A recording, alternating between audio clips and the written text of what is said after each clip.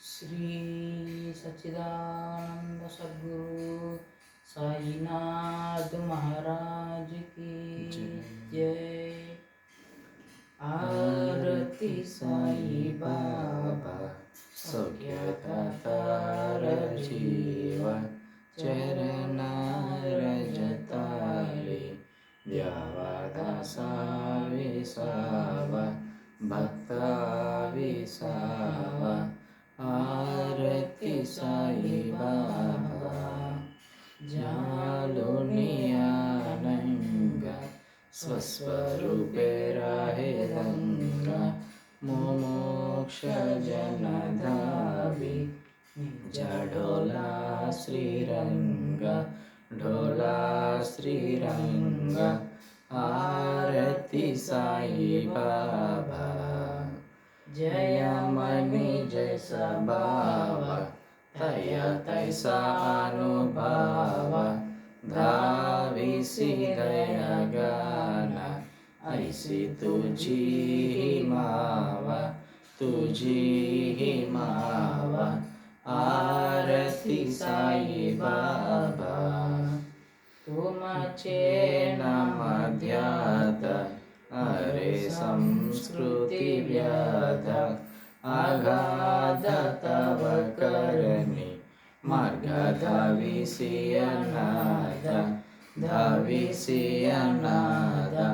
आरती साई बाबा 8 दिवस गुरुवारी, भक्त करी तिवारी, प्रभुपद पाहावाया, बाबा भयानिवारी, भयानिवारी।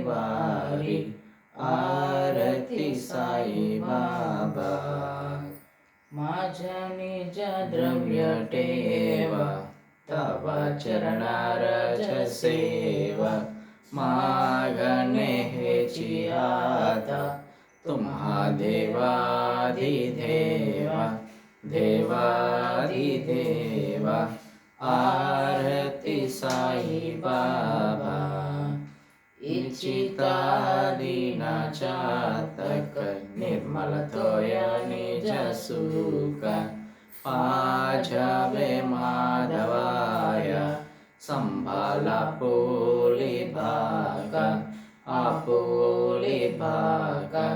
आरती साई बाबा शिर्डी माझे पंढरीपुर, साई बाबा रामावर, बाबा रामावर, साई बाबा रामावर।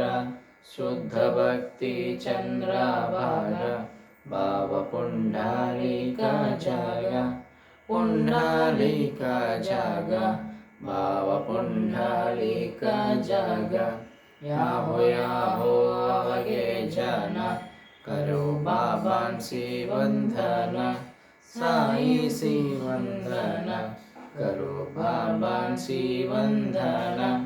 गणोमाने बाबा साई, दाव पाव माझे आई, पाव माझे आई, दाव पाव माझे आई।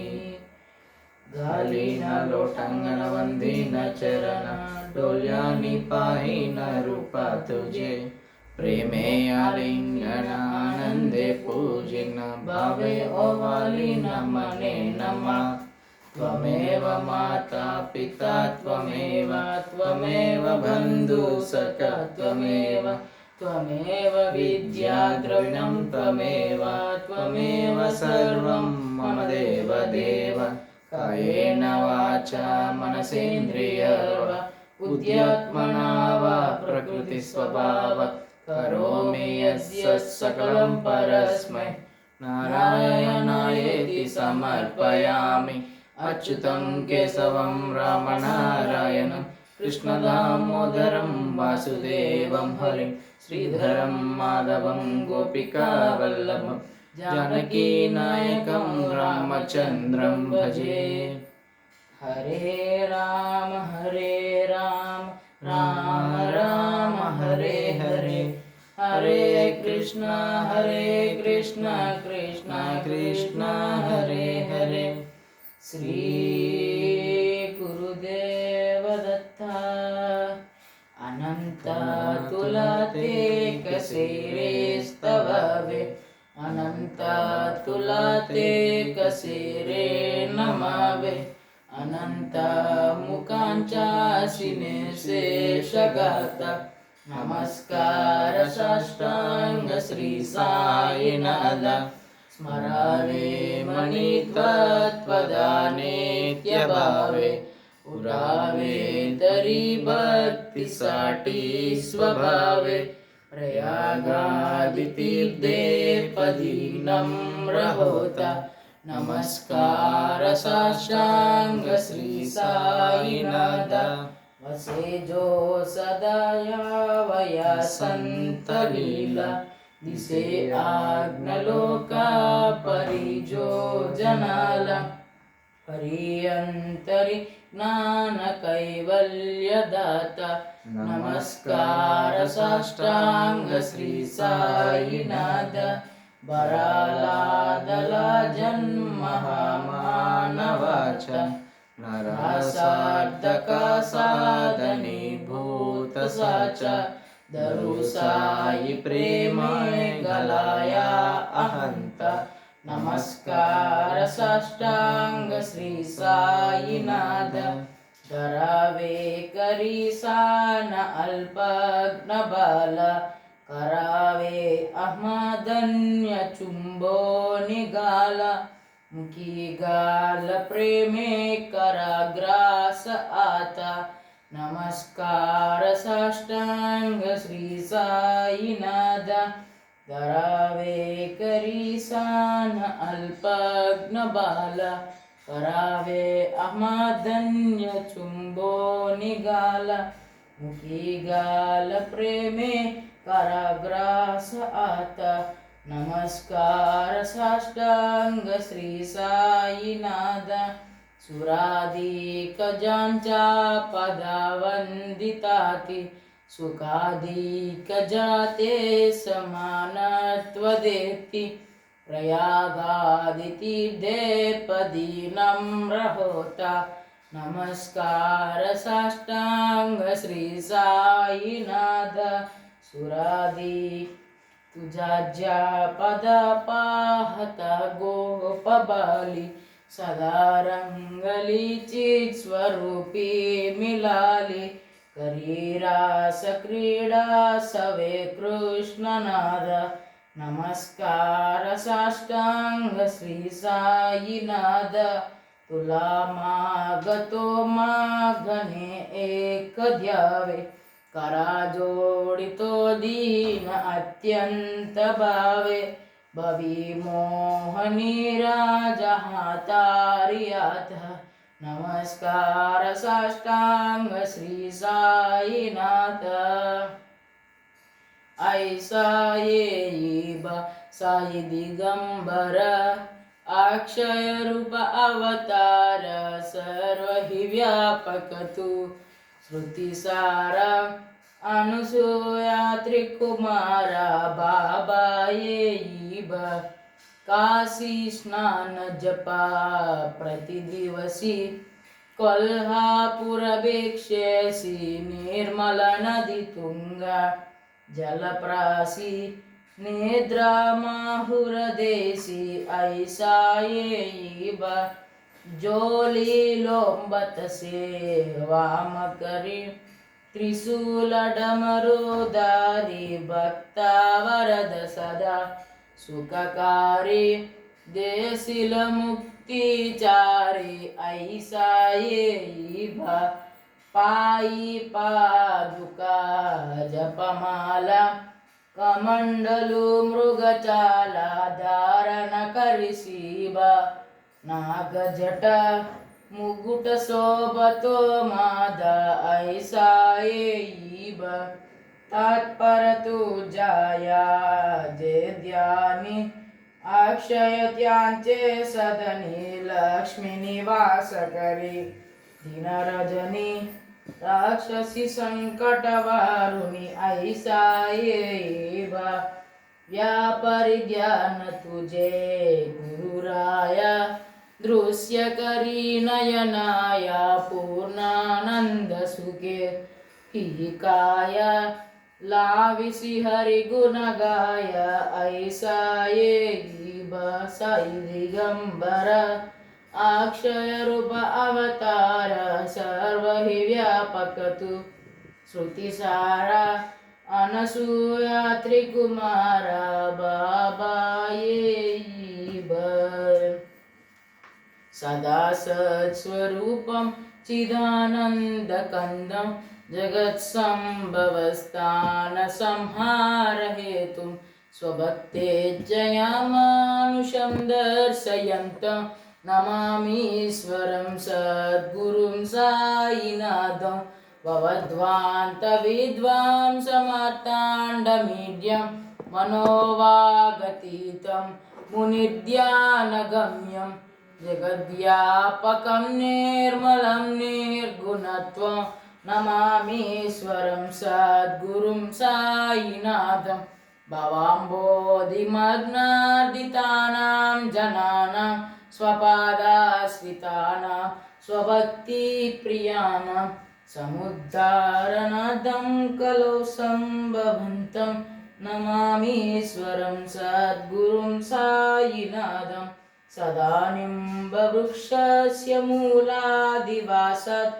सुधास्राविणं तिक्तमप्यप्रियन्तं तरुं कल्पवृक्षादिकं साधयन्तं नमामीश्वरं सद्गुरुं साईनाथं सदा कल्पवृक्षस्य तस्यादिमूले भवद्भावबुद्ध्या सपर्यादिसेवां ऋणां कुर्वतां भुक्तिमुक्तिप्रदन्तं नमामीश्वरं सद्गुरुं साईनाथं अनेकाश्रुतातर्क्यलीलाविलासै समाविष्कृते सानभास्वत्प्रभावम् अहं भावहीनं प्रसन्नात्मभावं नमामीश्वरं सद्गुरुं साईनाथं सतां विश्रमाराममेवाभिरामं सदा सज्जनैः संस्तुतं सन्नमद्भे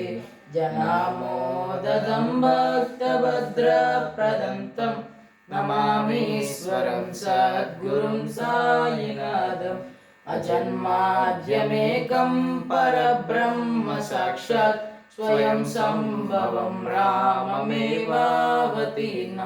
भवदर्शनात् सम्पुनीतः प्रभोऽहं नमामीश्वरं सद्गुरुं साईनाथं श्री साई सकृपानिधे किल नृणां सर्वार्थसिद्धिप्रदा युष्मत्पादरजप्रभावमतुलं दातापि वक्ता क्षमः सद्भक्त्या शरणं कृताञ्जलिपुट सम्प्राप्तितोऽस्मि प्रभो श्रीमत्साई परेशपादकमलान् नान्यच्चरण्यं मम साई रूपधर राघवोत्तमं भक्तकामविबुधद्रुमं प्रभुं माययोपहत चित्तशुद्धये चिन्तयाम्यहर्निशं मुदा शरत्सुधां सुप्रतिमं प्रकाशं कृपातपत्रं तव साईनाथ त्वदीयपादाब्जसमाश्रितानां स्वच्छायया तापपपाकरोतु उपासनादयेव साईनाथ स्तवैर्मयोपासनिनास्तु तद्वं रमेन्मनोन्मय तव पादयुग्मे भृङ्गो यदाब्जे मकरन्दलुब्धः अनेकजन्मार्जितपापसंक्षयो भवेद्भवत्पादसरोजदर्शनात् क्षमस्व सर्वान् अपराधपुण्यकान् प्रसीद साई सद्गुरो दयानिधे श्री साईनाथ चरणामृतपूत चित्त तत्पादसेवनरतः सततं च भक्त्या संसारजन्यदुरितौ विनिर्गतास्ते कैवल्यधाम परमं समवाप्नुवन्ति स्तोत्रमेतत्पठेद्भक्त्या यो नरस्तं मनः सदा सद्गुरो साईनाथस्य कृपापात्रं भवेत् ध्रुवम्।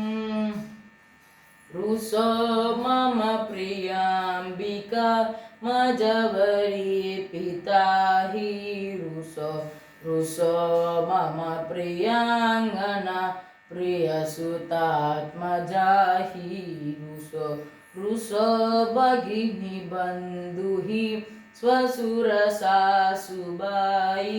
रुसो न दत्त गुरु साई मजवरे कदीहि रुसो न सुनबाईत्या मजन भ्रातृजाया पुसो न प्रिय सोयरे प्रिय सगे न ज्ञाति पुसो सुहृदनासक स्वजननाप्तबन्धु पुसो परेण गुरु साई मजवरे कदीहि पुसो न अबला मूले तरुण वृद्धहीना पुसो न गुरुदा कुटे मजन दोरसाने पुसो न चबले बुरे सुजन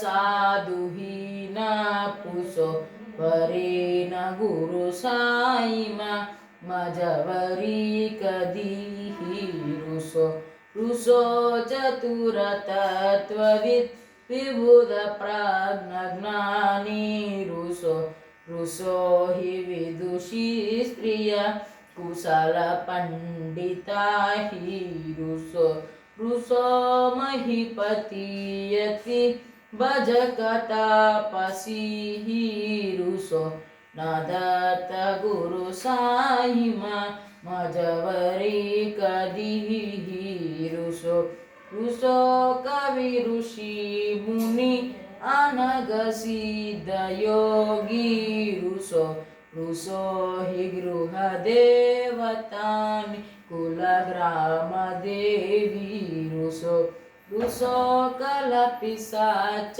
हि मलिन डाकिनी रुसो न दत्त गुरु साई मजवरी कदीहि रुसो मृग खग कृमि अखिल जीव जन्तु रुसो विटप प्रस्तर अचल आपगाब्धि रुसो कपवनाग्निवर अवनि पंचतत्वे रुसो न दत्त गुरु साई मजवरी कदीहि रुसो विमल किन्नर अमल यक्षिणी रुसो शशि खगादिहि गगने तारका हि रुसो अमर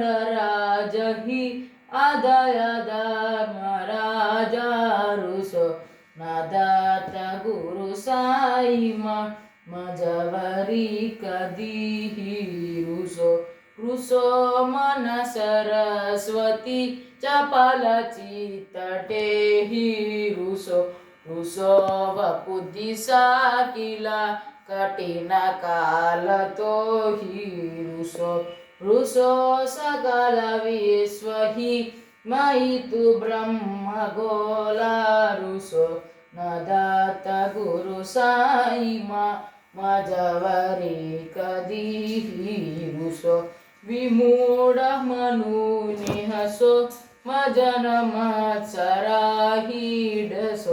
पदाभिरुचि उल्हसो जनन कादमी नाफसो न दुर्ग धृति चादसो अशिव भाव मागे कसो प्रपंची मन हेरुसो दृढ़ विरक्ति चित्तिटसो कुणाची घृणानसो न च स्पृह कसाची यसो सदैव हृदयी वसो मनसि ध्यानि साई वसो पदी प्रणयवो रसो निखिल दृश्य बाबा दिसो न दत्त गुरु साईमा उपरि याचने लारुसो। हरिः ओं यज्ञेन यज्ञमयजन्त देवास्तानि धर्माणि प्रथमान्यासन्ते हनकं महिमानः सजन्त यत्र पूर्वे साध्या सन्ति देवाः। ॐ राजाधिराजाय प्रसह्य साहिने नमो वयं वै श्रवणाय कुर्महे समे कामान् कामकामाय मह्यं कामेश्वरो वै श्रवणो ददातु कुबेराय वै श्रवणाय महाराजाय नमः। ॐ स्वस्ति साम्राज्यं भोज्यं स्वराज्यं वैराज्यं पारमेष्ठ्यं राज्यं महाराज्यमाधिपत्यमयं समन्तपर्या ईशात् सार्वभौम सर्वायुषान् तथा पदार्थात् पृथ्वी वै समुद्रपर्यन्ताय एकरादितदप्येष श्लोको विगीतो मरुतः परिवेष्टारो मरुतस्यावसङ्गृहे आवीक्षतस्य कामप्रेर् विश्वे देवाः सभासद इति। श्रीनारायण वासुदेवाय सच्चिदानंद सद्गुरु साईनाथ महाराज की जय। करचरणकृतं वा कायजं कर्मजं वा श्रवणनयनजं वा मानसं वा पराधं विदितमविदितं वा सर्वमेतत्क्षमस्व। जय जय करुणाब्दे श्री प्रभो साईनाथ श्री सच्चिदानंद सद्गुरु साईनाथ महाराज की जय।